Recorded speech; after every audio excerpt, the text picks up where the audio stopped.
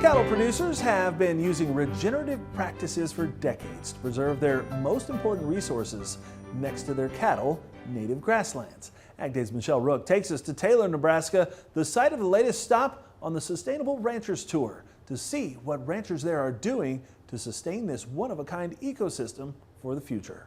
Ranchers here in the Sandhills of Nebraska are preserving this unique ecosystem through regenerative practices as well as holistic grazing management, including the Shovel Dot Ranch.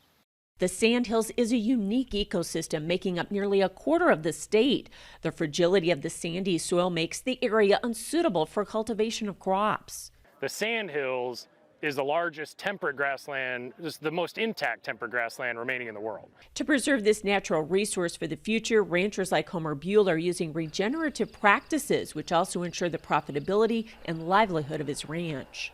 It's a fragile landscape, but if you treat it right, and it can be very productive and produce grass. And really the only use for something like the Sandhills, primarily, I mean, you have a few pivots here and there, but it's primarily just the native grasses grazed by some type of livestock. So we need to always, that's the best way to harvest and to use what we have here.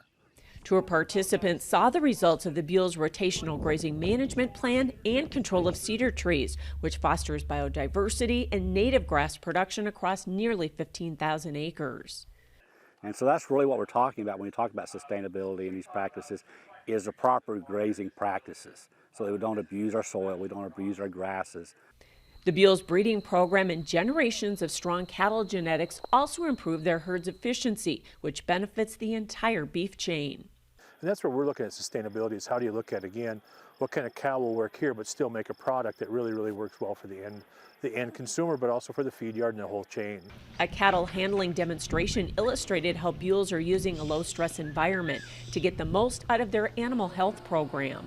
And so if the animal is stressed when we administer that vaccine, the immune system's compromised and can have a reduced response to that vaccine.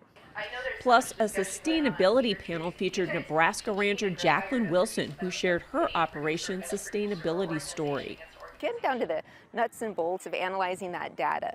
You know, how can we increase cattle production without increasing cattle numbers? Or how can we better our land without increasing our acres or throwing on additional fertilizers? And Trey Wasserberger detailed how he and other Nebraska cattle producers are taking their sustainably produced beef directly to consumers through their one-of-a-kind sustainable beef plant being built in North Platte. We're trying to grow demand for beef and proteins in general. And consumers have never really in a supply chain been connected to ranchers all the way.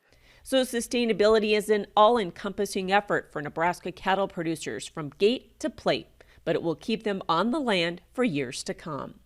I'm Michelle Rook reporting for AgDay. All right, thanks, Michelle. We'll look forward to seeing more reports from the Sustainable Ranchers Tour in the coming days. And that's all the time we have this morning. We're sure glad you tuned in.